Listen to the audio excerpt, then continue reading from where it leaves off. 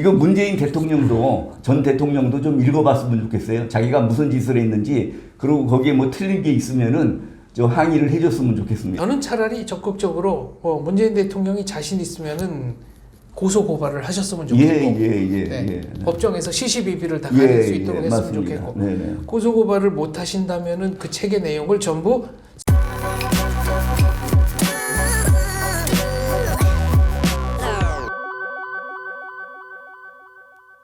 시청자 여러분 안녕하십니까? 자유민주당의 고영주 대표님 모셨습니다. 안녕하십니까? 안녕하세요. 네. 이제 사적으로는 저 고등학교 대선배님이시기도 하고 오늘 자주 뵀는데 1월 8일 날 충격적인 제목의 책이 나왔습니다. 대통령이 된 간첩. 그게 이제 문재인 얘기죠. 과거에 언제였죠? 문재인은 공산주의자임을 확신한다. 그래서 2013년 1월 4일 날 우리 애국진영 신년 할애에서 그 말이 나와서 그것이 이제 2015년 가을에 뭐 민형사 고소가 돼가지고 그것이 뭐 작년에야 끝이 났는데 몇 년 동안 굉장히 고생하셨죠. 지금 그게 한 6년 이상 끌었죠. 2015년부터 23년까지. 최종적으로는 뭐 무혐의 판정이 났습니다만 민사는 손해배상 책임 없다. 형사는 무죄. 무죄. 그런데 1심에서는 벌금 3,500만 원인가 1심에서 선고가 됐죠. 민사 1심에서 3천만 원 배상 판결이 났고 2심에서 1,000만 원 배상 판결이 났고 그게 대법원에서 배상 책임 없다로 나왔고 형사는 1심에서 무죄 2심에서 징역 10월에 집행유예 2년 그랬다가 대법원에서 무죄 이렇게 났습니다. 정의가 실현이 된 거네요. 실현이 좀 늦었지만 됐습니다. 실현이 됐습니다. 문재인 정부 하에 김명수 대법원 하에서 그렇게 된 것이 기적 같은 일이죠. 이 책은 어떤 내용을 담고 있습니까? 문재인이가 그동안의 한 행적을 보면은 경제정책이나 외교나 무슨 군사나 무슨 면을 봐도 이거는 간첩임이 분명하다. 거기다가 지난번 판문점 회담 한다고 그럴 때 USB를 남겼지 않습니까? 그렇죠. 그 USB 안에 무슨 내용이 들어있냐고 그러니까 통일부에서 그건 국가기밀이라 알려줄 수 없다 그랬거든요. 그러면 국가기밀을 김정은이한테 반국가단체 수고회한테 전달했으면은 그거는 이제 국가보안법상의 간첩이나 마찬가지의 죄를 범한 것이죠. 사형 또는 무기징역입니다. 그건. 지금 그 내용이 뭔지는 밝혀진 바가 없죠. 내용이 뭔지 밝혀지지 않았는데 통일부에서 답변하기를 국가기관에서 그거는 국가기밀이다 라고 밝혔기 때문에 그거는 뭐 어쨌든 국가기밀인 건 틀림없기 때문에 국가보안법상 이제 간첩에 해당되는 건 틀림없습니다. 그래서 저 책의 내용은 그 하나만 가지고 하는 게 아니고 문재인을 간첩이라고 볼 수밖에 없는 이유를 100가지를 들었습니다. 100가지나 100가지가 되고 그래서 이제 7장에 그 100가지를 간추려서 실었고 나머지 1, 2, 3, 4, 5, 6장까지는 이제 그걸 풀어서 하나하나 설명을 한 거죠. 저는 가장 인상적인 대목이 2018년 헌법 개정 시도 그때 자유라는 말을 빼려고 했었죠. 그건 어떤 의미가 있는 겁니까? 저 사람들이 1982년 전까지는 공산주의라는 용어를 자연스럽게 썼습니다. 그런데 이제 불임 사건 재판을 하면서 자기가 공산주의자인 것을 밝히면은 법원에서 불리한 처분을 받는다는 것을 알게 됐어요. 그래서 법정 투쟁 지침이라는 게 나왔습니다. 그 얘기는 뭐냐면은 경찰에 검거되면은 무조건 묵비권을 행사하라. 경찰에서 자백을 했으면은 검찰에 가서는 고문에 의한 자백이라고 해서 전면 부인을 하라. 그리고 또 검찰에서 자백을 했으면은 법원에 가서 또 이제 고문에 의한 자백이라고 전면 부인을 해라. 그리고 특히 중요한 것이 자신이 공산주의 사상을 가지고 있다는 것은 절대로 밝히지 말라. 그래서 그 이후에 이제 용어 혼란 전술이죠. 공산주의라는 말을 안 쓰고 민중민주주의라는 말을 씁니다. 그러다가 이제 제가 1985년 민족민주주의도 이적 이념인 거를 제가 이제 밝혀내니까 네. 그다음부터는 민족민주주의라는 말도 못 쓰고 진보적 민주주의라는 말을 썼습니다. 네. 용어 혼란 전술이죠, 전부. 민족민주주의라는 거는 북한이 쓰는 인민민주주의를 인민민주주의하고 거의 카피한 거죠. 근데 인민민주주의를 그대로 쓰면은 바로 왜 그 북한의 네. 공산주의를 그대로 추종하는 거 아니냐 이런 말을 들을 테니까 인민하고 유사한 민중이라는 말을 쓴 거죠. 그래놓고 범위가 인민보다 민중이 더 넓다. 인민은 노동자, 농민, 도시빈민 뭐 이 정도인데 민중은 하급관리, 하급군까지 포함해서 민중이라고 그런다. 뭐 이런 식으로 인민하고 다른 것처럼 얘기를 했지만 사실은 특정 계급이라는 거에 대해서는 인민이나 민중이나 마찬가지인 셈이죠. 지금 용어 혼란 전술 말씀하셨는데 예, 제가 예. 꼭 좀 짚고 넘어가야 될 것들이 예, 있습니다. 예. 우리와 북한이 뭐 한 민족이기 때문에 예. 말이 통한다고 생각하지만 일단 예. 민족이라는 용어에 대한 정의도 다르지 않습니까? 그러니까 이제 우리나라에서는 민족 그러면은 이게 뜨거운 피가 흐르죠. 네, 문화적 공동체. 한결에 이렇게 생각을 하는데 북한에서는 민족 그러면 민족이란 말을 쓰면 그 안에 주한미군 철수란 말이 들어갑니다. 그 안에 포함되어 네. 있습니다. 그러니까 예를 들면 민족은 북한이 얘기하는 민족은 김일성 민족이기 때문에 김일성 민족이죠. 그런데 우리한테 우리 민족끼리 할 때는 김일성 민족끼리라고 하는 것보다는 주한미군 철수하고 남조선, 북조선이 이런 뜻이죠. 그게 어떻게 연결이 되는 겁니까? 제가 이해하기로는 김일성 민족이기 때문에 북한이 주장하는 민족은 예. 김일성 민족이라는 거는 김일성을 핵심에 두고 김일성과 혈연적으로 얼마나 가까우냐, 예. 정치적 문화적으로 가까우냐에 따라서 사람들의 사회적 정치적 등급이 결정되는 거 예, 아닙니까? 예, 그렇죠. 그 대한민국 사람은 북한 사람들보다도 저 하층에 있을 수밖에 그렇죠. 없는 건데, 예. 근데 우리는 민족이라 그러면은 이게 뭐 같은 삐를 가진 예. 동족이다. 그러니까 지금 우리나라 사람들은 민족에 한민족이라고 생각을 하지 쟤네들이 사실은 김일성 민족이라는 것도 모르고 쟤네들이 우리 민족끼리 할 때 그것이 주한미군 철수를 포함시킨다는 말도 모르는 거죠. 그냥 네. 순수하게 우리 단군 할아버지 피를 받은 우리 민족끼리 이렇게 지금 이해를 해서 번번이 속아 넘어가는 거죠. 거기에. 주한미군 철수 말씀하셨으니까 용어 혼란 전술 하나만 더 파헤쳐보고 주한미군 철수로 가보겠습니다. 예. 우리가 말하는 평화와 예. 김일성 집단이 말하는 김정은 집단이 말하는 평화는 서로 다른 말이다라고 하셨습니다. 예. 우리가 말하는 평화는 전쟁이 없는 상태를 평화라고 그러지 않습니까? 네. 근데 북한에서 말하는 평화는 온 세상이 공산화된 상태를 평화라고 그럽니다. 그러니까 지금 우리 민족끼리 평화를 이룹시다. 그러면은 주한미군을 철수시키고 우리 전 조선을 공산화합시다. 그런 뜻이죠. 우리 민족끼리 평화를 이룹시다는 김정은 집단이 중심이 돼서 한반도 전체를 공산화하자. 그렇죠. 예. 근데 그 말을 우리가 무비판적으로 그럽시다 그러고 박수를 치는 사람이 있는 거 아닙니까? 그러니까 지금 그것이 그런 뜻이 있는 것을 모르고 박수를 치는데 네. 그래가지고서는 우리 민족끼리 뭐 이렇게 문서를 작성해 놓으면은 그 다음에 자기네들은 봐라 이거 저기 주한미군 철수한다고 돼 있지 않느냐 이렇게 주장을 해가지고 나중에 이제 결정적인 순간에 판을 뒤엎어 버리는데 유용하게 쓰는 거죠. 네. 예. 인간과 사람을 구별하는 것도 있다라는 말씀하셨습니다. 예. 그 인간은 생물학적인 존재고 사람은 계급 투쟁 의식으로 각성된 인간을 사람이라고 합니다. 왜 자유를 빼려고 그랬느냐? 네. 그 헌법 개정 얘기를 하셨잖아요. 그때 우리나라 헌법에 있는 국민의 대부분을 사람으로 바꾸려고 그랬었죠. 이게 무시무시한 예. 거였네요. 그게 사실은 그러니까 인민민주주의 헌법으로 바꾸려고 그런 거거든요. 네. 아까 하던 말씀을 계속 드리면은 이제 진보적 민주주의라는 말을 썼는데 네. 진보적 민주주의 말을 썼다가 통진당이 해산되면서 네. 헌법재판소가 진보적 민주주의라는 것은 북한식 사회주의 체제를 지향하는 이념이다. 네. 그래가지고 해서 이제 진보적 민주주의라는 말도 못 쓰게 됐죠. 그러면 그 다음에 무슨 말을 쓰느냐? 민중민주주의, 진보적 민주주의 대신에 그냥 민주주의를 쓰려고 그러는 겁니다. 그러면 그냥 민주주의가 우리는 자유민주주의로 아는데 그게 왜 인민민주주의냐?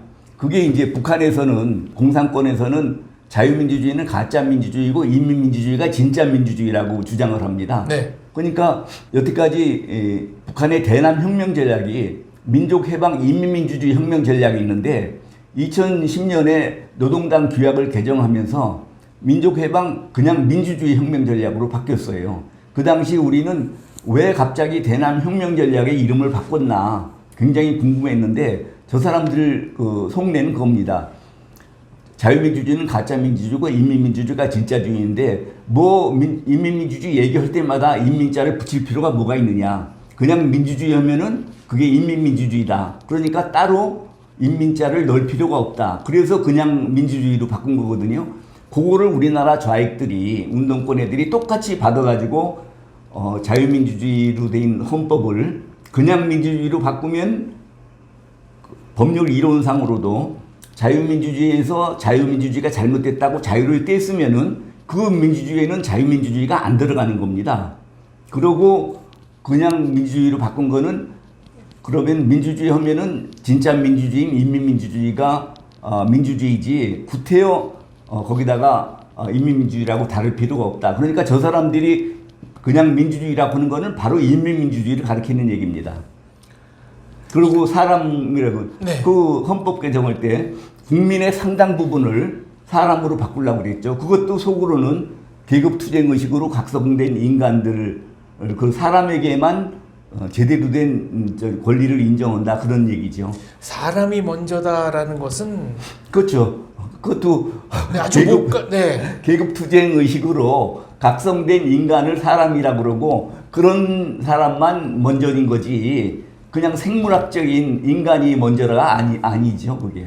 이게 목가적인 구호 그러니까 뭐 물질 문명이나 기계 문명과 반대되는 입장에서 인간으로 돌아가자라는 뜻이 아니었네요. 굉장히 아니죠. 정치적인 구호였네요. 아니 우선 기본적으로 사람이 먼저다 하는 거는 자본이 먼저다라고 오해하기 쉬운 자본주의를 공격하기 위해서 나온 얘기지만 그 사람이 먼저라는 뜻에는 아까 말씀드린 것처럼 그런 계급투쟁 의식으로 각성된 인간만 우선이고 나머지는 사람 취급을 안 해도 된다는 얘기죠. 박멸의 대상이다. 그렇죠. 예. 네.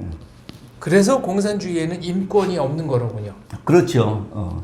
2018년 헌법 개정 시도 당시에 예. 농반 진반으로 시중에서 떠돌던 얘기 중에는 적화는 됐는데 통일이 안 됐다.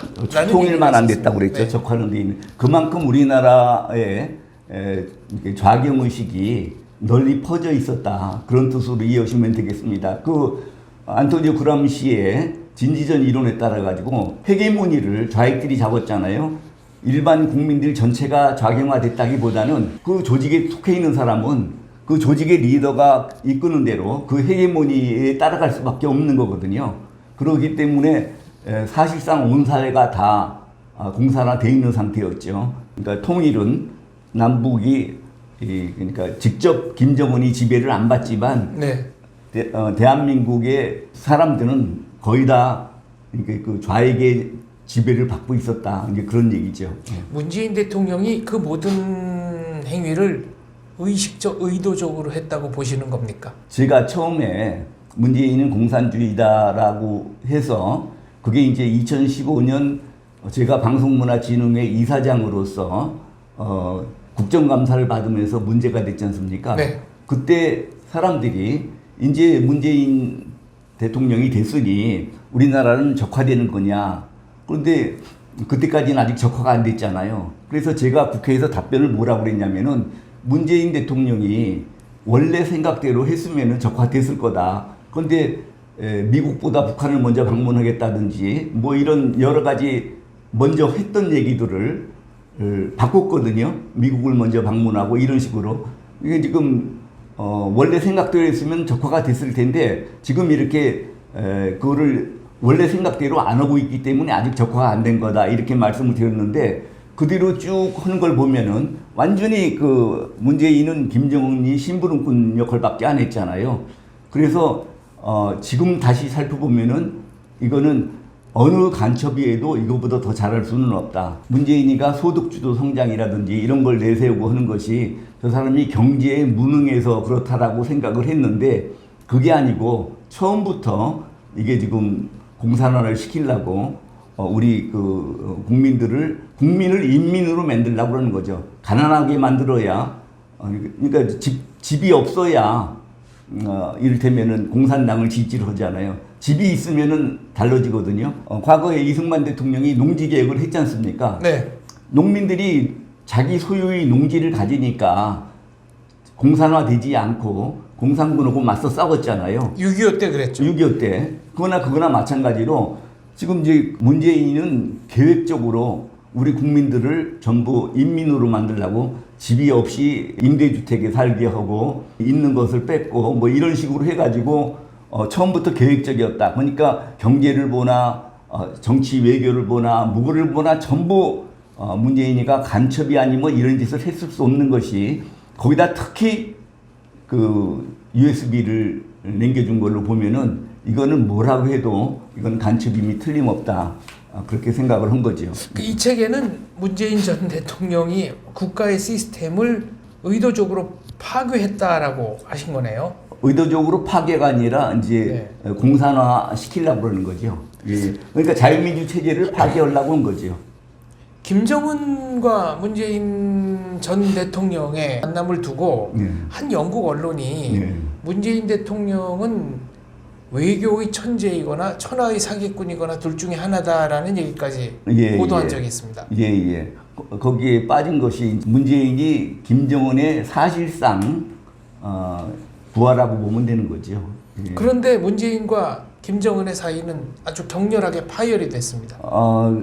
그런데 잘 아시다시피 유엔이라든지 미국에서 대북 제재를 하지 않습니까? 그 제재를 풀어달라고 미국, 프랑스 각국을 다니면서 애걸복걸했잖아요. 네. 근데 다 안 됐잖아요. 그래서 그거를 국제 정세를 완전히 무시하고 김정은이한테 퍼다 줄 수 없는데 김정은이는 그게 괘씸한 거죠. 이 친구가 말을 제대로 안 들어, 안 갖다 바쳐. 나한테 다 줘야 되는데. 네. 나한테 갖고 와야 되는데 유엔 제재가 어쩌니 그 미국 제재가 어떠니 이래가면서 이거를 회피한다고 생각을 하는 거죠. 네. 그런데 사실은 그러면서도 많이 갖다 줬잖아요. 정확하게 얼마를 갖다 줬는지는 아직 온전하게 드러난 바가 없습니다. 예, 아직 온전하게 드러난 바는 없지만 김정은이가 여태까지 북한의 수령이 맨입으로 남한 대통령을 만나준 적이 없잖아요. 그렇죠. 그걸 3번씩 저렇게 만나준 거는 뭔가가 있었을 거라고 그러는 거죠. 그러니까 추측으로는 무슨 임종석이가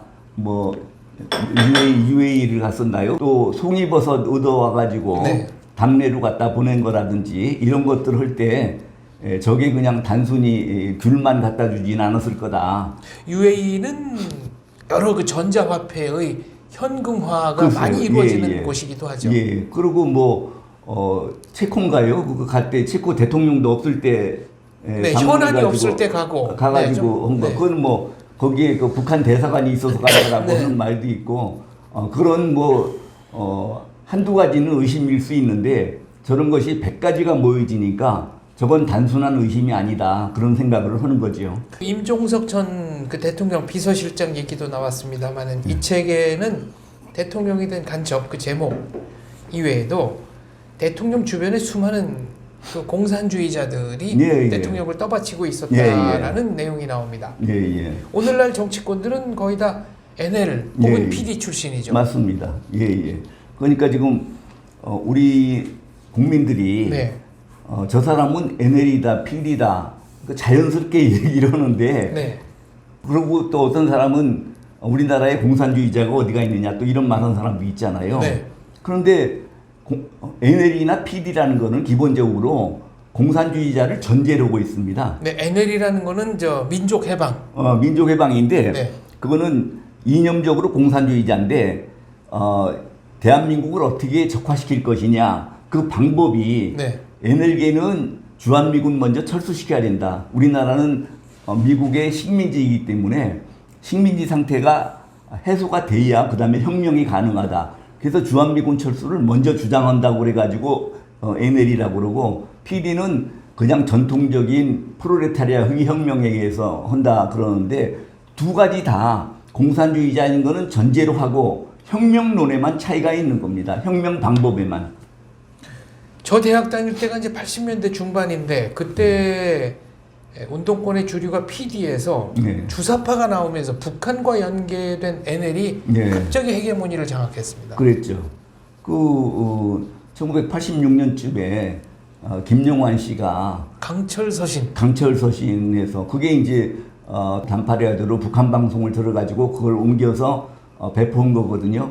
그 전까지는 NDR, PDR, CDR 이게 그 시민민주주의 혁명이냐, 네. 민족민주주의 혁명이냐, 민주민주주의 혁명이냐, 뭐 여러 가지 대학가에서 혁명론을 가지고 이렇게 많이 오가다가 그래서 이제 어느 대학이 좀 과격한 혁명론을 내세우느냐에 따라 가지고 학생운동의 헤게모니가 바뀌었는데 그 김용환이가 강철서신을 통해서 NLPDR 북한의 민족해방 인민민주주의 혁명 전략을 퍼뜨리면서 그거는 그 다음에 뭐 게임이 끝나버린 거 아닙니까? 저 사람들은 수천 명이 수십 년 동안 어떻게 하면 대한민국을 적화시킬까만 그 연구해온 사람들이고 대한민국의 약점을 잘 알아가지고 콕콕 찌르는 사람들이고 학생들이 그냥 상식적으로 하는 얘기하고는 비교가 안 되죠. 그리고 더군다나 NL계에 대해서는 북한의 지원이 있지 않습니까? 그렇죠. 그러니까 NL계하고 PD계하고는 이게 상대가 안 되게 돼가지고 NL계가 석권을 해버린 거죠. 예. 김용환 선배는 지금 뭐 확실하게 전향했습니다만 당시에는 북한에 가서 김일성도 만나고 관악산 1호라는 암호명도 받았습니다. 맞습니다. 그런데 뭐 대개는 북한 인권운동을 한다는 걸로 해가지고 김용환 씨는 완전히 전향했다고 보는데 저는 뭐 꼭 그렇게 보지는 않습니다. 저는 뭐 김문수 지사 같은 경우는 확실히 전향했다고 해가지고 김문수 지사 전향한 거는 내가 보증하겠다 해서 내가 보증인도 됐는데 김용환 씨 같은 경우는 그렇게 확실히 전향했다고 보지는 않습니다. 김용환 선배가 쓴 글을 보면 주체 사상의 이론은 좋았는데 현실 적용이 잘못된 거다라고 주장하는 듯한 부분들이 있습니다. 맞습니다. 예. 김일성하고 삐친 것도 김일성이가 주체 사상을 제대로 모른다. 네, 얘기를 해봤더니 김일성이 주체 사상을 전혀 모르더라. 예. 아직도 국가보안법을 폐지해야 된다고 주장하고 그러는 걸로 봐서는 이게 그 저로서는 확실히 전향했다고 확인해 주기가 어렵습니다. 요거는 조금 결이 다른 얘기입니다만은 1980년대 후반에 동구권 그 공산 국가들이 붕괴할 때 운동권들이 상당히 타격을 받았다가 정신 승리를 하면서 개발해낸 논리가 바로 공산주의의 이론은 좋은데 현실에서 적용이 잘못됐기 때문에 무너진 거지 이론 자체가 잘못된 것은 아니다라는 궤변이었습니다. 그때는 이제 전통적인 그 PD 계열이 많이 당황을 했죠. 공산주의 종주국인 소련이 붕괴되니까. 그런데 그런 가운데서도 봐라. 소련은 붕괴됐지만 북한은 멀쩡하지 않느냐. 그래서 이제 PD 계열이 몰락하고 NL계가 득세하는 계기가 됐고 그 방금 말씀하신 공산주의가 이론은 좋은데 현실이 미치지 못한다는 거는 1970년대에 그게 많이 퍼졌죠. 왜 그러냐면은 공산주의 국가는 노동자 농민이 주인이라고 그랬는데 현실 1970년대 현실을 보면은 전 세계 공산주의 국가 어느 공산주의 국가나 전부 수령 1인 독재 체제고 노동자 농민들이 주인인 그런 나라가 없었거든요. 그래서 이제 그걸 변명하느라고 좌익들이 공산주의 그리고 또 좌익이 아닌 사람도 공산주의는 굉장히 심오한 이론이다 생각을 해가지고 그걸 안 읽어본 사람들이 공산주의는 이론 맞는데 현실이 그렇게 미치지 못한다고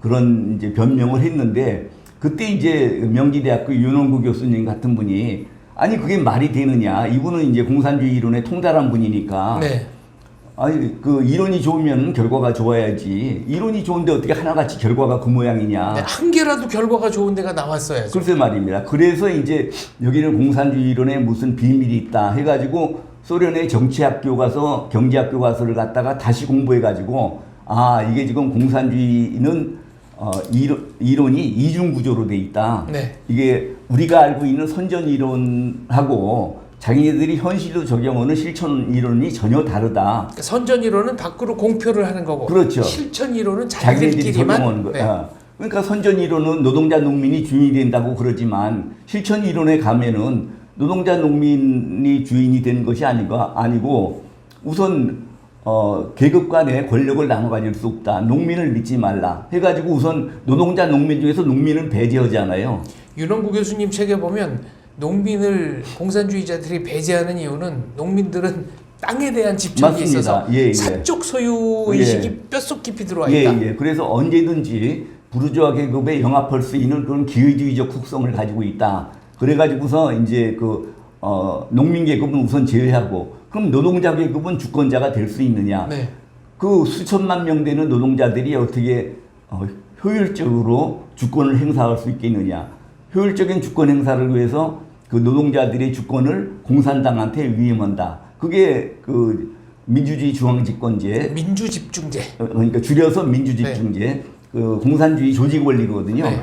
그래가지고 그런 식으로 해가지고 공산당의 주권이 중앙위원회 주권으로 되고 정치국의 주권으로 되고 그래서 결국은 수령 1인 주권. 그러니까 어느 공산주의 국가든지 전부 노동자 농민의 주권이 아니고 수령 1인만 주권을 갖는 겁니다. 네. 그래서 수령 1인 독재 체제가 되는 거죠. 네. 네네. 그러고 보니까 주체 사상도 변형 민주 집중제네요. 그러니까 제가 그렇죠. 알기로 예. 주체 사상이라는 거는 인간은 누구나 자기가 자기의 운명을 스스로 주체적으로 결정할 수 있어야 된다. 여기까지는 뭐 인정할 수 있습니다. 근데 인간은 워낙 불안정한 불완전한 존재이기 때문에 나보다 좀 나은 사람한테 나의 운명을 위탁하면 그게 인생이 좀 나아지지 않겠느냐. 글쎄요. 그거를 수령한테다 위탁하자 이런 얘기 아니겠습니까? 북한 같은 경우는 처음에 이제 정권을 수립할 당시에는 공산주의 이론 가지고 정권을 수립을 했는데 네. 그 다음에 계속 수령의 지도에 왜 따라야 되느냐 이론이 궁핍하잖아요. 네. 그래서 이제 주체 사상이 평상시에도 수령의 지도를 받아야 되는 이론으로 마련이 된 거죠. 그러니까 아까 말씀하신 것처럼 인간은 자연의 주인이요, 사회의 주인이요, 자기 운명의 주인이다. 그래서 이 세상에서 가장 우주 만물 중에서 가장 고귀한 존재다. 그 이것까지는 탓할 게 하나도 없잖아요. 네. 특히 우리나라 국민들한테 이게 어필하는 거는 그게 우리 민족 전통 사상, 네. 인내천 사상의 표현이잖아요. 네. 그런데 이제 그 다음에 이제 궤변이 나오는 거죠. 네. 또 억지하고 궤변이 나오는데, 그러면은 사람은 왜 존재하고, 인간은 왜 존재하고 사람은 왜 사느냐라고 이제 명제를 내놓고, 지네들이 뭐라고 답을 하냐면 억지죠. 인간은 혁명을 해서 존재하고 사람은 혁명을 해서 산다. 이게 말이 됩니까? 사람이 무슨 혁명을 해서 그렇습니다. 이제 이런 억지로 해놓고 이제 3단계로 가서는 이런 우주만말에서 가장 고귀한 존재인 사람이 그 사람된 지위를 누릴 수 있는 혁명이 성공하기 위해서는 신격화된 무리의 존재인 수령의 지도에 하에서만 가능하다. 그래서 항상 혁명 시기가 아니라 평상시에도 항상 수령의 지도를 받도록 그렇게 해가지고 이제 그 북한을 유지를 해나가는 거예요. 사회를 진정시키는 거죠. 네. 결국 모든 공산주의 국가들은 극단적인 1인 독재로 흐를 수밖에 없는 게 속성이네요. 그렇죠. 네. 그러니까 1인 독재가 아니면 공산주의가 될 수가 없습니다. 그러니까 거기 무슨 인권이 있고 없죠. 사람다운 삶이 인간다운 삶이 있겠습니까? 아니 그러니까 국민이 주인이어야 네. 인권이 있는 건데 국민이 주인이 아니고 수령 1인만 주인이거든요. 그건 그 주권이라는 거는 절대적인 권력이기 때문에 이 주권자의 지시에는 절대적으로 따라야 됩니다. 네. 그러니까 지금 민주주의 국가에서 국민의 지시를 절대적으로 따라야 되고 선거나 이런 걸로 해가지고 그렇지만 공산주의 국가에서는 수령 1인만이 주인이고 주권자이기 때문에 거기에 절대적으로 따라야죠. 거기에 뭐 다른 노동자, 농민이나 일반 인민들의 인권이 개입될 여지가 없는 거죠. 결국 모든 공산주의 사회는 노예제 사회로 갈 수밖에 없다. 맞습니다. 사실상 노예제죠. 예. 복거일 선생님 책에 보면은 노예제 사회에 대해서 통박하신 부분이 있는데 예. 노예 주인도 결국 노예가 될 수밖에 없다. 예, 왜냐하면은 노예제에서는 노예가 사람이라는 거를 인정하는 순간 노예 노동의 효율성이 떨어지기 때문에 그렇죠. 예. 쟤는 말을 하는 짐승이다 이렇게 스스로를 계속 왜곡해야 된다는 거죠. 예, 그러다 예. 보면 노예 주인의 머릿속도 예, 예. 노예 비슷하게 바뀌어간다라는 겁니다. 예. 하여튼 그 이론은 어떻든 간에 이 공산사회에 있는 인민들은 그 주권이 없기 때문에 수령이 그야말로 은혜로 조금 풀어주면은 다행인 거고 아니면은 결국 쇠사슬만 안 찬 노예나 마찬가지죠. 윤원구 교수님이 선전이론과 실천이론의 차이가 있다는 걸 밝히신 거는 어마어마한 업적이네요. 전 세계에서 처음 한 겁니다. 지금도 미국 같은 데에서 사회주의 그 운동이 심각하지 않습니까? 네, 뭐 샌더스 의원이 네, 의미 있는 득표를 할 정도였으니까요. 그런데 미국에 좀 이것 좀 가르쳐 줬으면 좋겠어요. 이게 지금 수출을 해야 되겠는데요. 글쎄 말이에요. 네. 이론의 이중구조. 이거는 공산주의 사회가 왜 나쁘냐, 저게 왜 사기냐, 이거를 좀 그 전 세계에 알려줄 필요가 있겠습니다. 네. 아까 저희가 NL하고 PD 얘기를 했었는데 저희 때는 NL과 PD를 구분하는 두 가지 방법이 있었습니다. 이게 농반 진반으로 이제 떠오르는 건데 하나는 커피와 콜라를 마시느냐 안 마시느냐. 그러니까 NL은 커피와 콜라는 미제의 똥물이라 그랬고 PD는 뭐 그것까지는 조금 나이브했고요. 두 번째는 영어를 하느냐 못 하느냐. 그러니까 PD는 지식인적인 속성이 있어서 공산주의 혁명은 지식인이 주도하는 이론이 단단한 사람들이 주도하는 그런 혁명이어야 한다고 그랬고 NL은 이른바 품성론 그러니까 공부 필요 없고 그냥 열심히 살고 수령이 하는 말 처음부터 끝까지 따라하면 된다고 그랬거든요. 그거는 그 PD들이 자기네들은 고상하게 하고 NL계를 비하하기 위해서 그 조롱조롱 만들어낸 얘기 같은데. 네, PD가 급격하게 세력을 잃을 때 PD 쪽에서 만든 얘기입니다. 그렇죠. 그런데 하여튼 이념 싸움에서 PD는 패배했지 않습니까? PD 인사 중에 한 사람은 PD에서 NL로 교체가 되는 과정을 이 고려시대 불교가 또 신라시대, 고려시대를 거치면서 교종에서 선종으로 바뀌는 과정에 비유하기도 했습니다. 제가 서울지검 공안부에서 검사를 할 때 에밀 마크스 레닌주의 당이 있었는데 그 당의 이제 그 대표를 제가 부속 기소를 했거든요. PD 계열이네요. PD 크게 계열이죠. 나누자면. 그런데 이제 이 친구가 징역 2년인가를 살고 나와서 사무실로 저를 찾아왔어요. 그러면서 어떻게 지내냐고 그랬더니 멋쩍게 웃으면서 뭐라고 그러냐면 저는 요즘 재교육 받고 있습니다. 동지는 재교육 대상자였어. 아니 그러니까 그 NL계를 모르는 사람이에요. NL계는 86년에 생겼으니까 그러니까 그 엄청난 선배인데도 NL계에서 볼 때는 아무것도 모르는 사람. 서열이 저 아래고. 저 아래죠. 그래가지고 아이고 말씀도 마십시오. 제가 지금 요즘 재교육 받고 있습니다. 그러더라고요.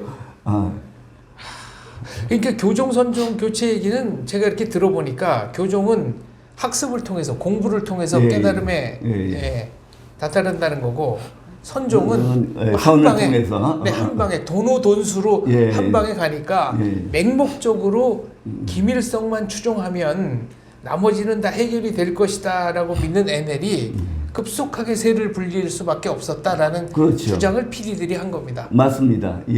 아까 말씀하신 김영환이가 원래 이제 반제 청년 동맹인가에서 활동했잖아요. 그런데 이제 북한에 가서 김일성이를 만나고 와서 1992년에 가서 만나고 왔죠. 잠수정 타고 가서 만났죠. 그래서 갔다 와서 그 전에 이제 관악산 1호 저걸 받았을 때 반제 청년 동맹 사람들한테 내가 이렇게 북한 공산당에 이제 입당했다, 네. 조선노동당에 입당했다, 이거를 알려가지고 이제 그래서 이제 자기가 주도권을 잡게 되거든요. 이제 이 NL 계열에서는 누가 북한하고 소통이 잘 되느냐, 네. 누가 북한하고 밀접하냐, 이것이 위계를 정하는 철저한 기준이 되는 거죠. 김용환 선배가 만든 지하정당이 하나 있었죠. 그 민혁당, 네. 민족민주혁명당. 네. 그 민족민주혁명당이 나중에 최고위원 3명의 투표에 의해서 해산을 하는데 네네. 김용환, 하용옥은 해산에 찬성하고 예, 예. 한 명은 반대를 해서 맞습니다. 그 반대 세력이 나중에 이른바 통진당까지 연결이 됩니다. 그때 이제 그 민혁당이 이제 활동을 하려고 할 때 조선노동당 중부지역당 사건이 있었잖아요. 네. 그 서로 이거를 세력을 확장하다 보니까 이게 이제 그 충돌이 생기는 거예요. 그게 고 거물간첩 이선실 이선실이가 네. 조선노동당 중부지역당 사건이잖아요. 네. 그러니까 지금 이거를 북한에서 중재를 했어요. 네. 그래가지고 민혁당한테는 너희는 서울, 경기, 이 전북, 울산만 맡아라. 그래가지고 이제 방금 말씀하신 네. 민혁당을 해산하게 될 때 이제 울산하고 전북 이런 거는 다 해산을 했는데 서울 남부위원회만 해산을 안 하고 있었어요. 그 서울 남부위원회가 그 애초에 민혁당이 들어올 때도 이 용인 지역에 이 무리들이 한꺼번에 들어왔었어요. 네. 한꺼번에 들어왔다가 얘네들이 이제 해산을 안 하고 얘네들이 이제 민혁당이 이제 그렇게 되니까 경기 동부연합으로 네. 들어가서 경기 동부연합을 장악을 하고 그리고 얘네들이 이제 노동당에 그 당시 민주노동당에 들어가가지고 노동당을 장악하고 그래서 통진당까지 장악을 하고 그렇게 된 거죠. 이선실에 관한 제가 글을 하나 읽은 적이 있는데 이 탈북자 중에 고위급 인사했던 사람이 탈북해서 쓴 글이거든요. 예. 이선실은 나중에 월북했지 않습니까? 월북했죠. 네, 월북해가지고 김일성이 어디 이제 지나는 길에 앉아 있다가 한복을 곱게 차려입고 나가서 얼른 연도로 나가서 김일성한테 큰절을 하면서 네. 아이고 수령님 어쩌고 그랬는데 김일성이 이선실을 모르더라는 겁니다. 예, 저 여자 누구냐고.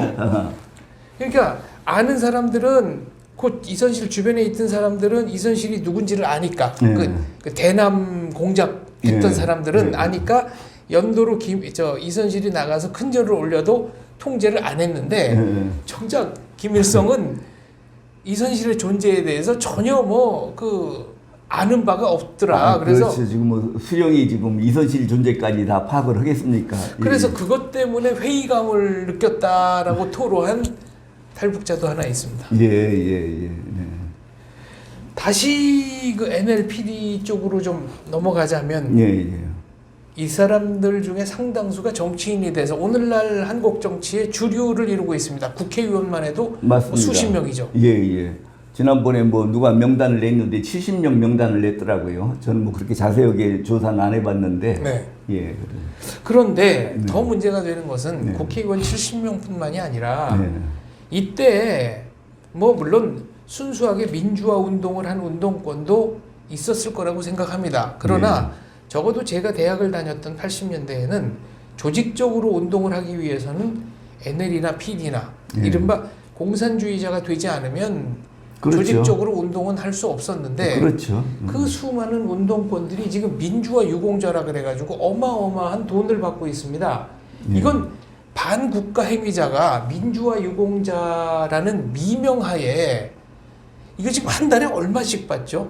아니 얼마를 받는 것보다 그 중에 보면은 한꺼번에 몇천만 원, 몇억 원씩 받은 사람도 있고 지금 그 뒤로 또 민주화 유공자래가 또 연금 형식으로 또 주고 그러는 모양인데 6.25 참전용사가 지금 한 달에 9만 원 받는 걸로 알고 있습니다. 그러니까 지금 그렇게 따질 문제가 아니고 지금 민주화 유공자라고 하는 사람은 거의 다 99% 이상이 다 반국가 행위를 한 걸로 해서 지금 저렇게 받고 있기 때문에 지금 4.3 사건 같은 것도 공산 폭동을 일으켰어도 다 그 사람들이 네, 김달삼. 예, 김달삼이니까 네, 본명 이승진, 예, 가명 김달삼이어서 이제 혹자는 이달삼이라고 부르기도 합니다. 예. 다 그 지금 우리가 체제 전쟁에서 패해서 역사 전쟁에도 패했고 네. 역사 전쟁에서 패하는 바람에 지금 체제 전쟁도 지고 있고 그런 겁니다. 지금 그동안의 민주화 유공자라고 하는 사람은 전부 공안 사범들, 반국가 행위를 저지른 사람들인데 이 사람들을 그러니까 지금 우리 국민들이 자유민주주의의 민주주의하고 인민민주주의의 민주주의를 구별을 못 해가지고 네. 민주화 유공자, 인민민주주의를 위해서 활동한 사람을 인민민주주의 유공자라고 해야 되는데 그냥 인민을 빼고 민주주의 유공자라고 그러니까 우리 국민들은 저게 자유민주주의를 위해서 투쟁한 자유민주주의 유공자인가 보다라고 착각을 하고 있거든요. 그런데 이런 민주화 유공자라는 제도를 만들어서 포상을 하고 온 사람들은 전부 다 인민민주주의 공산주의자들이죠. 4.3에 관해서 말씀하셨으니까 제가 한마디 좀 덧붙이자면 생생현대사는 4.3에 관한 특집 프로그램을 많이 만들어서 방송을 했습니다. 4.3에 관련해서는 억울한 희생자가 많다 인정합니다. 그리고 제주가 당시 한반도 전역에서 가장 그 소득 수준이 낮았다. 그것도 매우 낮았다. 이 점도 인정합니다. 그러나 4.3 주모자들은 소련 공산당 및 북한 공산당과 확실한 연계가 있었고 그렇죠. 그들의 지령을 받아서 대한민국의 건국을 방해하기 위해서 폭동을 일으킨 겁니다. 그리고 결정적으로는 김달삼 같은 경우는 나중에 목포를 통해서 밀항을 해서 북한으로 가가지고 투표함 가지고 갔잖아요. 그 투표 용지라는 거를 소위 가지고 갔죠. 그래서 북한의 이른바 초대 국회의원까지 되는데 이게 어떻게 저는 민주화 운동이라고 할 수 있는지 의문입니다. 인민민주주의화죠. 인민민주주의 민주화인데 우리 국민들이 그거를 구별을 못 해가지고 자유민주주의 민주화인 줄 알고 그냥 용인을 하고 있는데 사실 국민들이 알면은 깜짝 놀라 뒤집을 일이죠. 대한민국은 자유민주주의 국가 아니겠습니까? 글쎄요, 그리고 서독 연방헌법재판소에서는 자유민주주의를 파괴할 자유까지는 인정해 줄 수 없다고 했습니다. 그 이제 방어적 민주주의 서독 연방헌법재판소에서 확실하게 이제 그 원칙을 세워놨죠. 민주주의가 자유민주주의가 아무리 다양성을 존중하더라도 자유민주주의를 파괴하려는 자유민주주의 적에게까지 그 파괴할 자유를 인정해서는 안 된다. 그런 방어적 민주주의 이론이 지금은 전 세계에서 확립된 이론으로 되어 있습니다. 대통령이 된 간첩 이 책에 보면 이거는 이제 제가 개인적으로 받은 느낌인지 모르겠습니다만은 나라가 정상화되면 반국가 행위자가 민주화 유공자로 포상받는 거 이거는 좀 바로잡아야 되겠다라고 주장하시는 것처럼 저는 읽었습니다. 당연히 바로잡아야죠. 그런데 지금 아까 적화는 됐는데 통일만 안 됐다고 말씀하신 것처럼 너무 많은 사람이 지금 좌경화돼 있어가지고 그게 어느 때나 저게 가능해질지 참 답답합니다. 좌경화 얘기를 하자면은 전교조 얘기를 안 할 수 없는데 그 중에는 좌경운동을 하기 위해서 들어간 사람도 있고 전교조가 좌익단체인지 모르고 들어간 사람도 있다. 이 말씀 하셨습니다. 맞습니다. 전교조는 한때는 한 10만 명까지 됐었는데 요즘 뭐 줄어서 2만 명 된다고 그래요. 그런데 그 핵심 주도 세력 한 2천 명 정도가 좌익들이고 그 전교조를 만든 팀들이죠.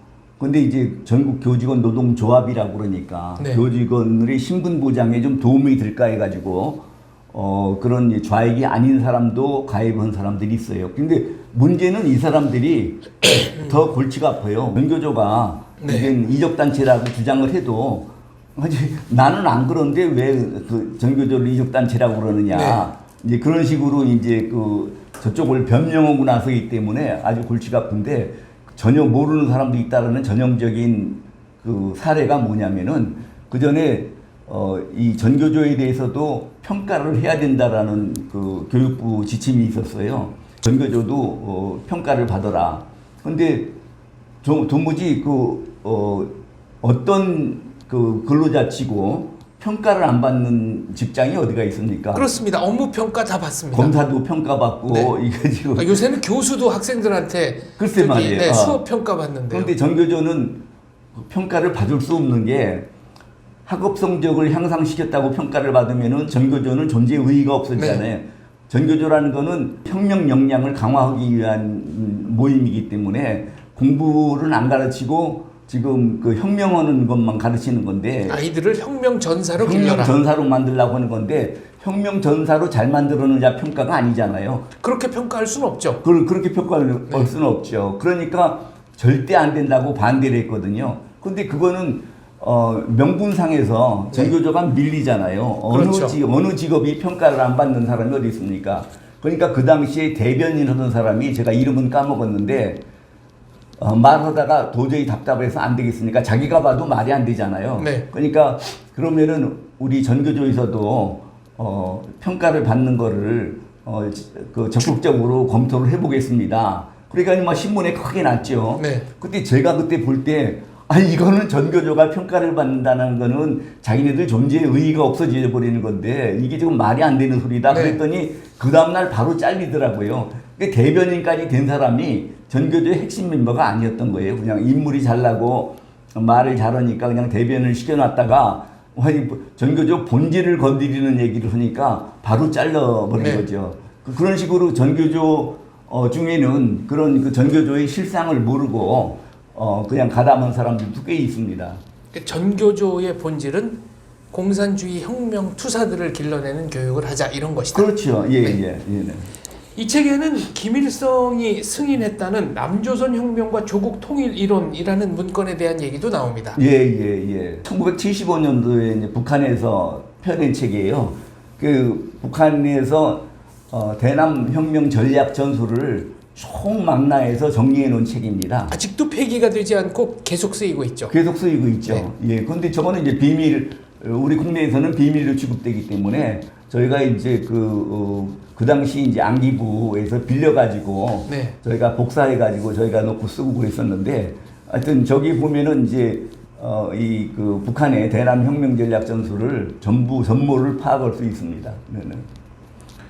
이 책에서 가장 인상적인 대목은 어떤 거였습니까? 그러니까 폭력혁명으로 대한민국을 뒤집어 엎자라는 그렇죠. 얘기죠. 아니 거기에 이제 가장 문제가 남조선은 미제국주의의 식민지다. 그래서 주한미군을 먼저 철수해야 된다.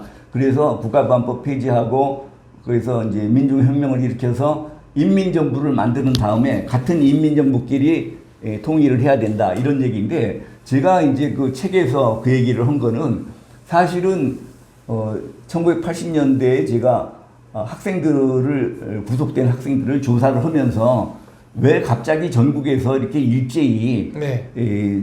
친북 반미 좌경의식 학습을 하느냐. 네. 그랬더니 그 당시에 러시아의 분화로드 운동을 본따서 하는 거라고 그러더라고요. 이거는 한국에서도 20년대, 30년대에 뭐 농촌에 한글 가르치러 가자. 글쎄, 네. 러시아 말로는 민중 속으로 그런 네. 뜻이랍니다. 그런데 그 나중에 보니까 이미 그 주체 사상에 기초한 남조선 혁명과 전국통일 이론에 남조선 인민들을 의식화시키라는 게 김일성 지시가 있더라고요. 네. 그러니까 다 북한의 지령을 받아가지고 의식화학습을 시작했으면서 지네들끼리 스스로 그렇게 계몽운동을 한 것처럼 그렇게 거짓말을 했던 것을 알게 돼서 네. 걔네들한테 쏘갔다는 얘기를 제가 한 겁니다. 그게. 고영주 대표님께서는 평소에 이제 주장하신 것 중에 우리나라 운동권들이 착각하는 것이 몇 가지가 있다. 하나는 아무리 친북적인 정부가 들어서더라도 대한민국 정부라는 간판을 달고 있는 이상 김정은 집단에게서는 타도 대상이지 절대로 설린 친선의 대상이 아니다. 순간적으로 친한 것처럼 보이는 것은 통일전선 전술일 따름이다. 이런 말씀하셨습니다. 그게 제가 한 얘기 이제 최근에 김정은이가 그 얘기를 했더라고요. 남한의 어떤 정부가 들어서도 네. 결국은 이게 우리하고 같지는 않다. 뭐 그런 얘기를 한 거죠. 이번 김정은이가. 요번에 그렇죠. 2023년 말인지 2024년 초에 그런 얘기를 했죠. 작년 연말에 했는지 네. 연초에 했는지 모르겠는데 그런 얘기를 했다고 그러더라고요. 김정은이가.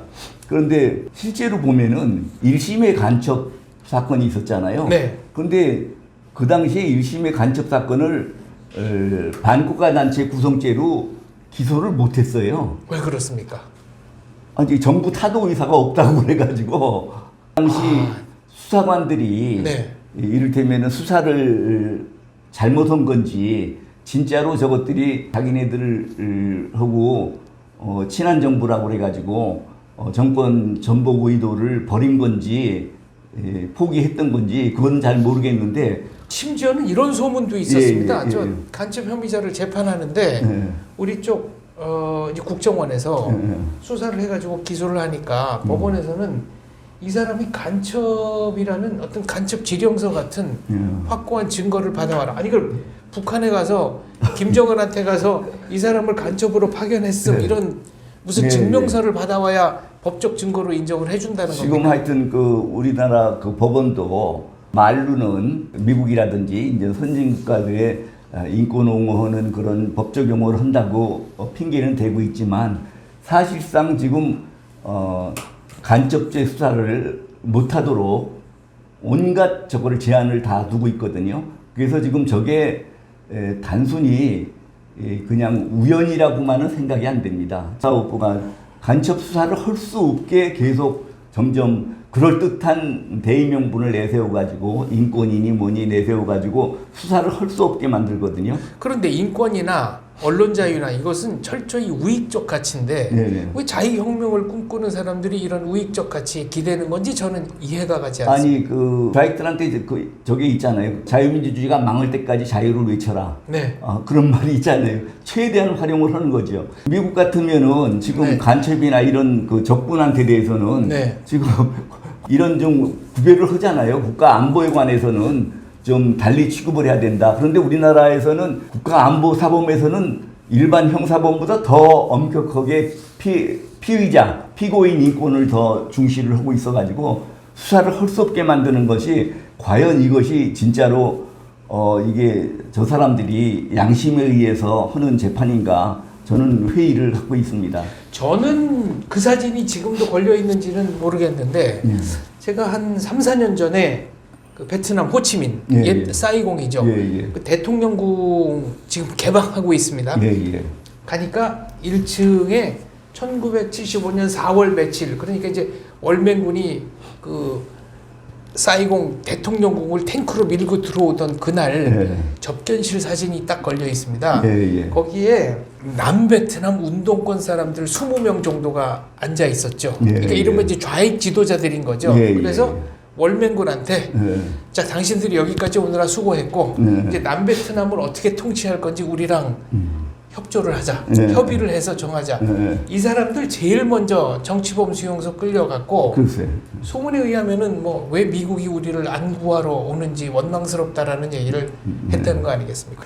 지금 쭉 말씀하셨는데 검사 생활을 하실 때 상당히 외로우셨다고 저는 이렇게 건너 들었습니다. 왜냐하면 이런 말씀을 하시면은 이게 사실인지 아닌지를 파악하려고 하지 않고 사람들이 고영주 검사 왜 이렇게 과격해?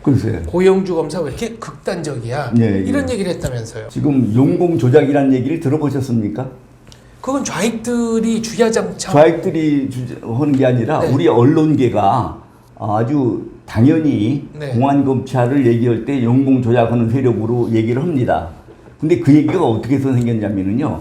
사실은 1981년에 불임 사건이 있었고, 근데 불임 사건 때 우리가 처음에 그 운동권 애들이 실상을 알았잖아요. 그러니까 김일성을 존경하고 공산주의를 지향하고. 그게 노무현 전 대통령이 변호인이었죠. 그 불임 사건 때는 노무현 맞습니다. 노무현이 있었죠. 그런데 우리가 그거를 발표를 못했어요. 왜 발표를 못했느냐? 남북 대립이 심각한데 대한민국의 대학생들이 공산주의를 지향하고 김일성이를 존경한다고 우리가 발표를 할 수가 없었어요. 그러면 저놈들이 얼마나 그래서 끙끙 앓고 있는데 82년 3월 18일 날 부산 미무라운 방화 사건이 터진 거예요. 근데 여기는 뭐 아시다시피 휘발유를 한 바퀴에서 갖고 들어가가지고 도서관에다가 뿌리고 불을 질러가지고 그런데 그것뿐만이 아니라 근처 옥상에 올라가가지고 유인물을 두 가지를 뿌렸습니다. 그 유인물 내용이 뭐냐면은 하나는 미국은 더 이상 대한민국을 속국으로 만들지 말고 이 땅에서 물러가라.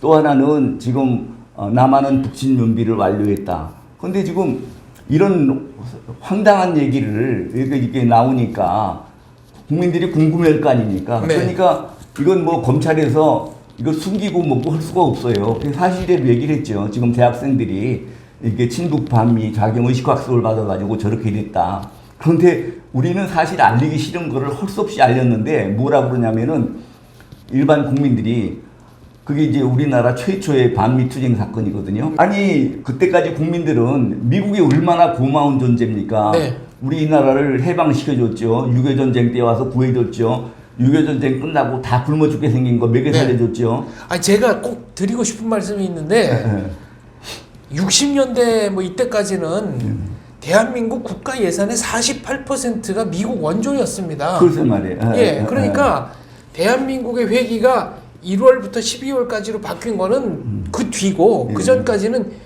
6월부터 6월이어서 이게 어떻게 된 겁니까? 여쭤봤더니 노재봉 전 총리께서 미국의 원조 액수가 확정된 다음에 국가 예산을 짤 수밖에 없었고 그러다 보니까 우리가 6월이 된 거다. 글쎄. 그러니까 이제 그거는 이제 전문적인 시각에서 보는 거고 일반 국민들이 생각할 때는 어쨌든 간에 미국이 우리나라를 저기 그 일제 강점기에서 구해줬고 해방시켜줬고 6.25 전쟁 때 와서 도와줬고 또 6.25 전쟁 끝나고 먹여 살려줬고 다 얼마나 고맙다고 생각을 하고 있는데 그 전 세계에서 미군이 주둔하고 있는 나라 중에서 양키 고음 소리가 안 나온 게 우리나라뿐이거든요. 그런데 이제 아니 이렇게 고마운 미국에 대해서 우리 아들 딸들이 그렇게 반미 사상을 갖는다는 게 말이 되냐? 이건 말이 안 된다.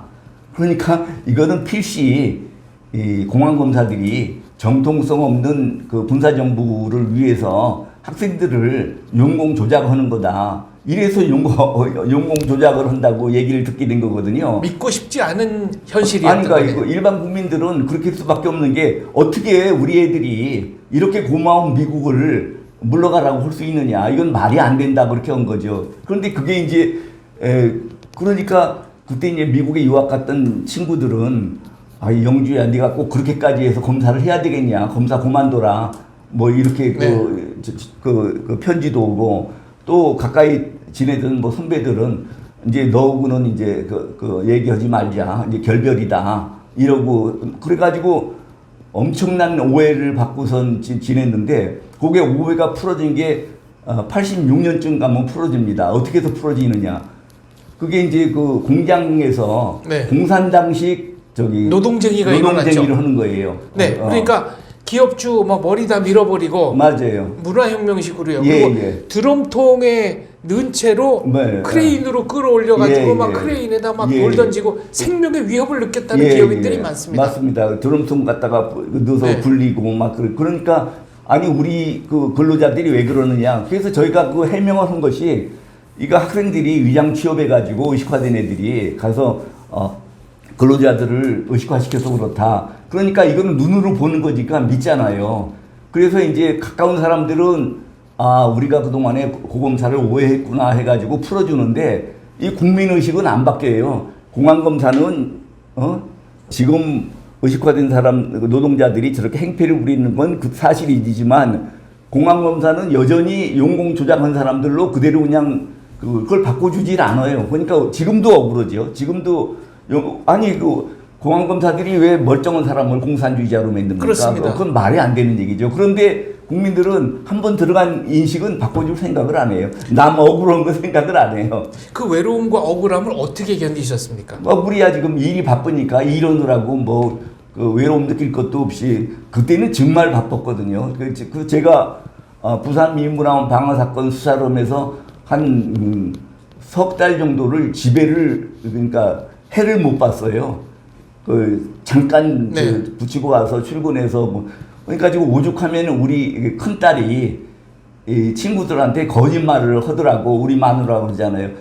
나 오늘 우리 아빠 봤다. 오늘 아침에 우리 아빠 봤다. 나 못 봤으면서 봤다고 친구한테 그렇게 얘기를 하더라고. 집사람이 걱정을 하더라고요. 정말 그 시대는 모든 분들이 열심히 사셨던 글쎄 시대라. 요건 좀 예. 결이 다릅니다만은 삼성전자 그 사사에 보니까 한 분이 이제 딸이 초등학교 4학년인데 영어 공부를 하더랍니다. 그래서 선행학습하지 말고 중학교 들어가면 영어 공부 시작해도 늦지 않다. 괜히 뭐 영어 안내 그러고 좀 건방져질 수 있으니까 하지 말아라. 근데 그 다음에 보니까 딸이 계속 영어 공부를 하고 있더래요. 그래서 너 아빠가 저번에 영어 공부하지 말라고 그랬지?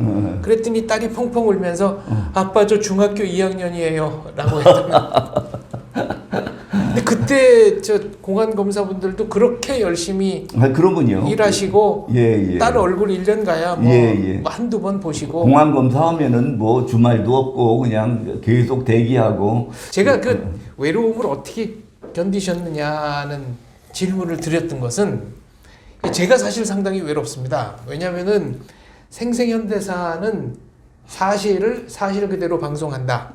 그리고 또 하나는 이제 이승만이 만들고 박정희가 키운 나라다. 그래서 두 분에 대한 기록을 집중 발굴을 하려고 하는데 이제 그 저희 세대는 운동권들이 다수였던 시대 아닙니까? 그러니까 저를 좀 이단화 취급하는 분위기가 없지 않아 있는 것이 사실이고 그다음에 두 번째는 우익 어르신들은 선전선동이 왜 필요한지 이런 홍보 선전이 필요한지를 잘 모르시니까 여기에 얼마만한 그 시간과 노력과 자금이 들어가야 되는지를 잘 모르세요. 그러니까 저는 이제 뭐랄까 이게 좀 개인적인 넋두리 같습니다만은 양쪽 진영으로부터 다 이해받지 못하는 존재 같다는 그런 생각이 좀 들어서 아니 그 말씀 잘하셨는데 저는 그래도 다행히 진짜로 아까 말씀하신 것처럼 우파들한테는 과격한 주장을 하는 사람, 황당한 주장을 하는 사람으로 했고 좌익들한테는 제가 최고의 적으로 계속 꼽혀왔죠. 불구대천의 원수셨죠. 그런데 다행스러운 거는 요즘에 와서 우리 자유우파 애국국민들이 많이 생겨났어요. 그래서 좌익들이 지금 국회를 장악하고 있다든지 이런 거에 대해서 많이 이해를 하시고 같이 걱정을 해주시니까 저는 요새 와서는 좀 살 것 같아요. 얼마나 많은 세월을 아무리 떠들어도 전혀 그러니까 그 말 같지 않게 받아들였는데 하여튼 그 요새는 조금 분위기가 낮은 것 같습니다. 저로서는. 저도 좀 이제 견디면 오래 견디면은 곧 좋은 날이 올 겁니다. 이승만 박정희 얘기가 나온 김에 질문 하나 하겠습니다. 왜 좌익들 공산주의자들은 이승만 박정희를 그렇게 깎아내리지 못해서 혈안입니까? 쟤네들이 볼 때는 이 한반도에서 국가적 정통성을 북한이 갖고 있다고 해야 되거든요. 그렇죠. 그러려고 그러면은 이 대한민국을 건국한 이승만 대통령이나 대한민국을 부국으로 이끈 박정희 대통령 같은 사람이 그야말로 친일파라든지 뭐 행편없는 사람으로 해놔야 대한민국이 태어나서는 안 될 나라가 되는 거죠. 그래서 하여튼 이게 지금 아까 체제전쟁하고 역사전쟁하고 같은 거라고 말씀드렸는데 쟤네들이 체제전쟁을 하기 전에 기본적으로 역사전쟁을 먼저 했습니다. 그 이승만 대통령, 박정희 대통령에 대해서 그동안의 국민의식이 엄청나게 안 좋았었거든요.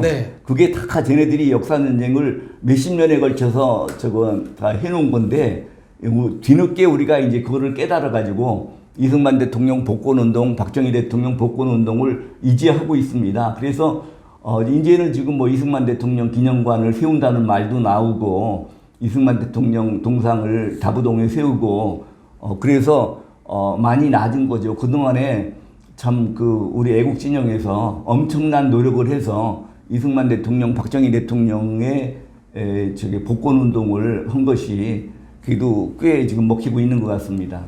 2023년 7월 말에 다부동에 이제 이승만 대통령, 트루만 대통령 두 분의 동상이 섰는데 그때 제막식에 오셨던 인복일 전 뉴데일리 대표께서 자기는 해방 때는 너무 어렸으니까 느낌이 뭐 없고 알고 말고 할 것도 없는데 만약 내가 어른 당시에 해방이 됐다 그러면 오늘날 이 동상 제막식에서 느끼는 심정과 아주 비슷하지 않았을까 생각한다는 말씀을 하셨습니다. 이승만 대통령 동상이 그게 6년 만에 세운 거잖아요.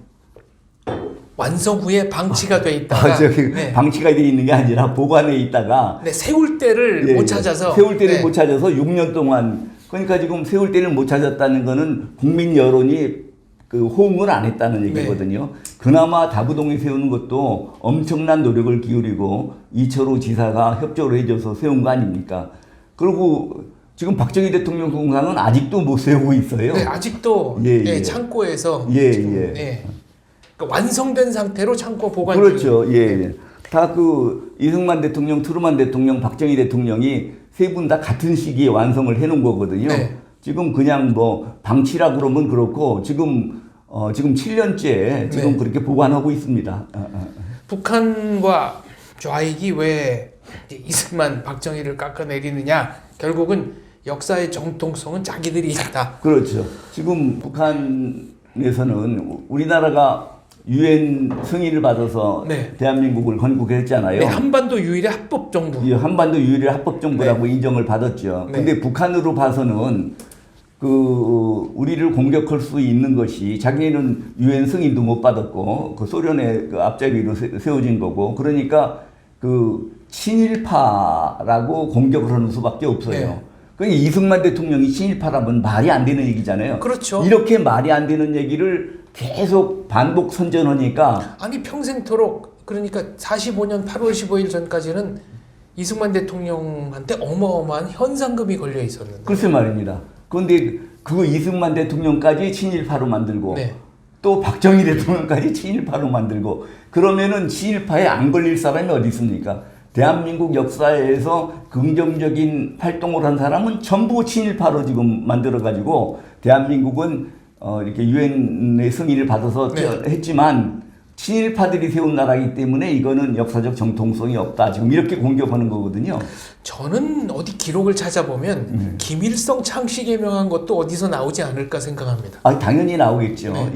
지금 뭐 김일성이 그 소련 육군 대위인가로 뭐 있다가 와가지고 한 거잖아요. 그 사람이 어디서 걔가 독립운동을 했습니까? 그렇죠. 독립운동. 그리고 김정일이가 소련 병영에서 태어났는데 백두산 미령에서 태어났다고 거짓말하고 있잖아요. 조작을 했죠. 다 조작이죠. 김정일이 태어난 데는 주소까지 나와 있습니다. 왜냐면 저 러시아에 문서가 남아 있거든요. 글쎄 말이에요. 그 건물 사진도 제가 언젠가 저 기록에서 본 적이 있습니다. 그리고 지금 북한의 그 내각 저걸 구성원을 보면은 그 중에 반 이상이 친일파들이잖아요.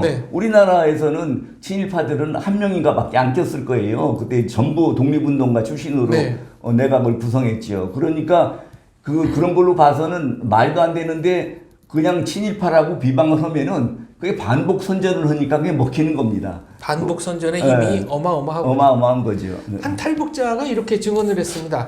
북한 김정은으로서는 문재인 대통령의 진정성을 상당히 의심할 수밖에 없었을 것이다. 왜냐하면은 3.1운동 100주년 기념식을 같이 하자고 그랬는데 북한에서는 3.1운동은 의미 있는 부르주아 운동이긴 하지만 김일성의 지도를 안 받아서 실패했다, 이렇게 가르치지 않습니까? 맞습니다. 근데 이거를 100주년 기념식을 같이 하자 그러면 이거는 김일성의 정통성, 김일성 중심주의를 대놓고 부정하는 거고요. 두 번째는 그때 이제 영화 암살이라는 거를 뭐 북한에 보내서 같이 보자 등등 얘기했는데, 암살은 김원봉 얘기 아닙니까? 맞습니다. 그럼 김원봉은 북한에서 종파주의자로 몰려서 어떻게 보면은 저 대한민국 대통령보다도 북한에서는 역적으로 치는 사람인데 이런 사람을 홍보하고 선양한 영화를 북한에서 틀어? 그러니까 북한에서는 이 사람이 지금 알고 하는 거야, 모르고 하는 거야. 그러니까 문재인이가 아니면 여기 좌익 세력들이 북한에 아부한다고 하는 짓이 북한에서 볼 때는 그렇게 마땅치 않은 경우가 많이 있습니다. 제가 2018년도에 그게 지금 1948년서부터 70주년 건국 70주년 행사를 거창하게 하자고 그러니까 그때 문재인이가 뭐라고 그랬냐 그러면은 내년이 1919년 4월 12일서부터 참일운동 이후에 이제 임시정부들이 그러니까 생겼죠. 임시정부가 상해 임시정부가 건국일이라고 그래가지고 그 내년이 건국 100주년이 되는 해니까 내년에 성대하겠다. 그래가지고 70주년 행사를 거의 안 하다시피 했거든요. 그런데 그 다음에 100주년 행사를 하려고 하다 보니까 방금 말씀하신 것처럼 김정은이 뜯어본 전혀 다른 거예요. 그래가지고 결국은 100주년 행사도 못하고 70주년 행사도 못하고 우리나라는 결국 건국일이 없는 상태가 돼버렸잖아요.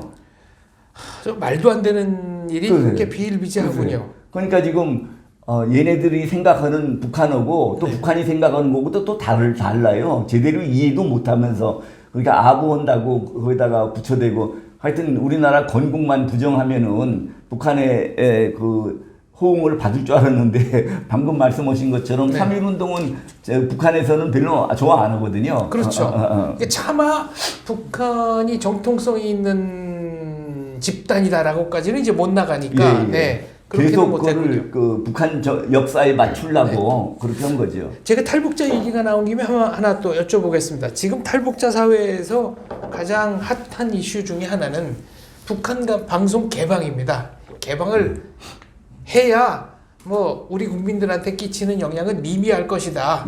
촌스럽고 재미도 없기 때문에 아무도 안 볼 것이다. 그래서 개방하자는 분도 있고 어떤 분은 개방하는 것 자체가 북으로부터 역선전의 빌미를 준다. 봐라 이제 남조선에서도 우리 거를 갖다가 이렇게 보지 않느냐 등등등. 어떻게 보십니까? 그게 지금 북한 방송 개방을 그냥 뭐 방송 좀 들으면 어떠냐 이렇게 생각하는 분들이 있는데 저게 기본적으로 북한 방송을 개방할 건지 말 건지 문제는 우리 대한민국 사회에서 공산주의 이념의 선전선동 자유를 인정할 것이냐 아닐 것이냐 이 문제하고 상관이 됩니다.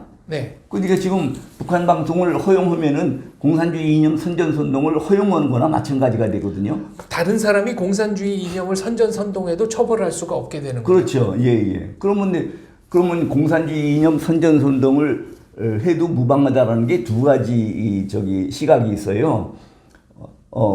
어떤 사람은 이제 대한민국 국민들은 공산주의 이념 선전선동에 넘어가지 않을 정도로 충분히 성숙해 있기 때문에 국민의식이 성숙해 있기 때문에 풀어줘도 상관없다라고 하는 사람이 있고 또 그 박원순이 같은 사람은 아니 자유민주주의 사회에서 사상의 자유가 있는데 공산주의 이념 선전선동을 허용해야 되는 거 아니냐. 그래서 서울 광화문 광장에서 김일성 만세 불러도 처벌하면 안 된다. 그런데 그게 지금 어떤 문제가 있냐 그러면은 방어적 민주주의 이론 말씀하셨잖아요. 그러니까 지금 자유민주주의 국가에서는 무슨 짓을 해도 괜찮다라는 거는 서동연방 헌법재판소에서 그 방어적 민주주의 이념에 따라서 자유민주주의를 파괴하는 그런 선전선동까지 허용하는 건 아니다. 그렇게 해서 지금 자유민주주의 국가라고 뭐든지 허용해야 된다라는 거는 그 서동연방 헌법재판소의 방어적 민주주의 이론에 의해서 그거는 이게 뭉개졌고 그리고 또 하나 이제 우리나라 국민들이 의식이 충분히 성숙해 있다 그러는 거는 아니 공산주의 이념 이론이라는 게 얼마나 참 치밀하게 짜여진 사기극인데 그거를 그런 치밀하게 짜여진 사기극에 속아 넘어가지 않을 수 있다고 그러는 거는 그러면은 우리나라 국민들이 그 얼마나 단순한 사기극에도 속아 넘어가는데 사기에 그러면 형법에 사기죄를 없애고 나서 얘기를 하면 몰라도 형법에는 아주 간단한 거짓말에도 속아 넘어가는 사람들을 그걸 다 보호하면서 그렇게 치밀하게 짜여진 공산주의 그 사기극에 속아 넘어가지 않을 거라고 그러는 거는 그거는 그야말로 근거 없는 자신감 아니겠습니까? 아니면은 그 사람이 간첩이든지. 그러니까 북한 방송 개방이라는 거는 뭐 상호주의에 의해서 우리 것 틀고 저쪽 것도 받자 이런 차원의 문제가 아니라 공산주의의 선전선동을 자유롭게 할 수 있는 데까지 가는 일종의 중간. 아니 그러니까 우리가 자유민주주의 세계가 공산주의 세계보다는 훨씬 경쟁력이 있기 때문에 그럼 너희도 자유민주주의 이념을 선동할 수 있는 자유를 줘라. 그럼 우리도 공산주의 이념을 선동할 수 있는 자유를 주겠다. 그럼 그래서 어떤 이념이 그 국민들한테 더 먹히는지 한번 보자. 이러면은 우리가 허용할 수 있죠. 자유민주주의 이념이 훨씬 경쟁력이 있으니까. 그런데 지네들은 꽉 잠궈놓고 여기 와서 맘대로 분탕질을 치게 하자는 거를 허용하자 그러면은 네. 그게 간첩이나 그런 소리 하는 거지. 예. 알겠습니다. 네, 예. 자, 이 책에 보면은 윤석열 대통령 큰 틀에서는 매우 잘하고 있다. 자잘한 네, 거 가지고 시비 걸지 말자. 예, 예. 그래서 세 가지를 드셨습니다. 네, 네. 자유민주 체제를 수호하려는 의지를 확실하게 했다. 예, 예. 한미 동맹 유지에 있어서 지금 이 책이라 그러면은 네. 과연 누가 공산주의자인가요? 아니면은 네, 요거지. 과연 누가 공산주의자인가? 요 전에 펴내신 책에서 네. 또 세 번째는 원자력 발전을 제기한 것만 해도 요 세 가지만 해도 윤 대통령은 정말 평가받아야 한다라고 하셨습니다. 예. 지금 우리가 얼마나 애타하던 것이 그야말로 적화될까봐 자유민주 체제가 소멸될까봐 했던 거 아닙니까? 네. 그리고 그동안에 그 미국을 상대로 종전협정을 체결해야 된다, 무슨 종전선언을 해야 된다, 평화협정을 체결해야 된다, 북한에 대사관을 설치해야 된다는 얼마나 네. 지금 엄청난 그 로비 자금을 써가면서 미국의 의원들을 그렇게 회유해 나갔거든요. 우리가 그걸 볼 때 얼마나 아슬아슬했습니까? 종전선언이라는 건 미군 철수 이후에 공산화, 적화를 그렇죠. 하기 위한 전단계. 종전선언 하면은 여기 주한 유엔군이 머물러 있을 수가 없고 네. 주한 유엔군이 없으면은 미군이 왜 남이 땅에 왜 안 있느냐. 네. 그러니까 결국 주한 미군까지 철수해야 되고 결국은 주한 미군 철수 주장을 이게 돌려서 얘기를 한 거죠. 네. 이게. 유엔군 사령부가 지금 있는 것이 한반도 평화에는 그렇죠. 결정적이죠. 유엔군이라는 게 몇 명 안 되지만 상징적인 의미가 있거든요. 그러니까 지금 주한미군이 있는 것도 유엔군의 그 일종으로 와 있다. 지금 이렇게 돼 있는 거니까. 제가 태국 국민들에게 정말 감사하고 싶은 게 있는데 1970년대 초반에 이제 태국군 마지막 중대가 철수할 때 우리나라 국무총리를 비롯해서 여러분들이 이제 다 가가지고 그 기념식을 했고요. 그러니까 정말 끝에까지 남아서 DMZ 철책선도 유엔군의 일원으로서 말하자면 순찰도 돌고 이제 했던 거고 그때 그 마지막에 남아 있었던 태국 부대장이 아버지가 6.25 참전 용사였다. 근데 그때 다 철수한 게 아니고 지금 2명인가 3명 남아 있다고 하더라고요. 의장대도 있고 모두 있고. 근데 그게 유엔군이 미군뿐 아니라 다국적군이라는 그렇죠. 거를 계속 그 유지하기 위해서 네, 태국은 지금 이 순간까지도 대한민국을 위해서 아주 섬세하게 신경을 써주고 있습니다. 그러니까 6.25 때 유엔군 참전한 그것이 여태까지 효력이 유지되고 있는 거거든요. 그럼 전쟁이 끝났다 그러면은 유엔군이 더 이상 있을 명분이 없죠. 근데 유엔군이 물러나면은 미군도 있을 이유가 없잖아요. 휴전해서 종전으로 바꾸는 거는 그런 목적이 있는 것이다. 그렇죠. 그러니까 지금 저것 때문에 우리나라의 지금 북한의 대남 그 혁명 전략이 가장 중요한 게 주한미군 철수거든요.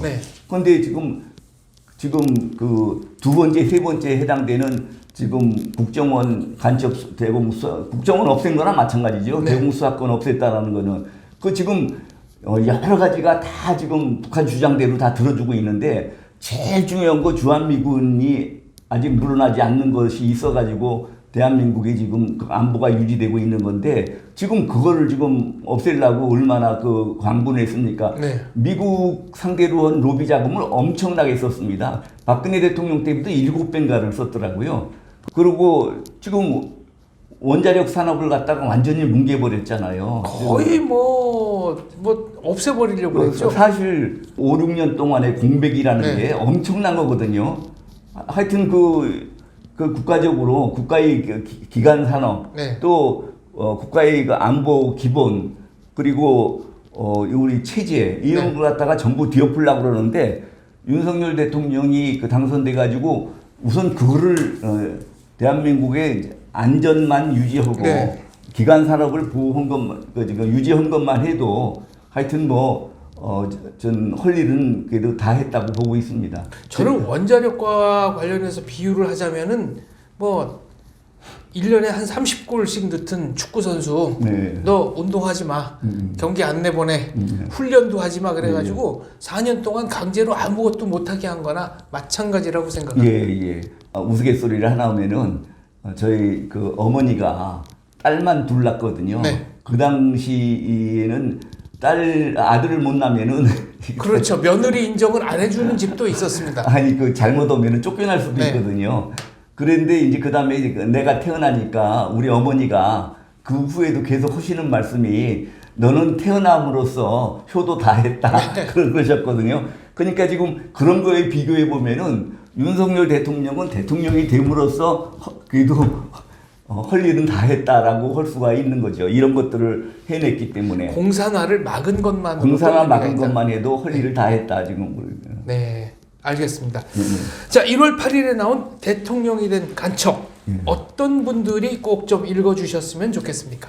대통령이 간첩이면은, 그리고 그 공산주의자들로 이루어진 청와대 조직 이런 거는 사실 간첩단이라고 해도 되지 않겠습니까? 이거는 저 책을 읽어보면은 주사파들이 읽어도 아마 저 책의 결론을 동의를 할 겁니다. 그러니까 사실 여태까지 이제 문재인이가 한 행적을 저렇게 종합적으로 정리해 놓는 게 없거든요. 그래서 이거는 문재인이의 행적, 특히 이념 문제에 관해 가지고 아주 샅샅이 정리를 해놨기 때문에 이게 문재인의 뭐 흑서라면 흑서고 완전히 그 역사책으로서 의미가 있다고 생각을 합니다. 그래서 그 문재인 시대를 이해하고 싶으신 분들은 꼭 한번 읽어봐 주시면 좋겠습니다. 이거 문재인 대통령도 전 대통령도 좀 읽어봤으면 좋겠어요. 자기가 무슨 짓을 했는지, 그리고 거기에 뭐 틀린 게 있으면은 좀 항의를 해줬으면 좋겠습니다. 꼭 좀 알려달라. 저는 차라리 적극적으로 문재인 대통령이 자신 있으면은 고소 고발을 하셨으면 좋겠고, 법정에서 시시비비를 다 가릴 수 있도록 했으면 좋겠고, 고소 고발을 못 하신다면은 그 책의 내용을 전부 사실로 인정하는 것으로밖에는 저희가 생각할 수 없겠네요. 그렇죠. 그렇습니다. 그럼 문재인 대통령께서 이 책을 꼭 좀 읽어주셨으면 좋겠다. 맞습니다. 또 문재인 정부에서 일했던 소위 운동권 집단, 아까 공산 집단이라는 표현 쓰셨나요? 간첩단. 간첩단. 아니 대통령이 간첩이면은 그 밑에 있는 공산주의자들은 다 간첩단 아니에요? 그렇죠. 전제로 만약 대통령이 간첩이다, 이 말이 참이라면 그 대통령을 위해서 일했던 사람들은 간첩단이다. 여기에는 뭐 논리적 구성에 전혀 허점이 없습니다.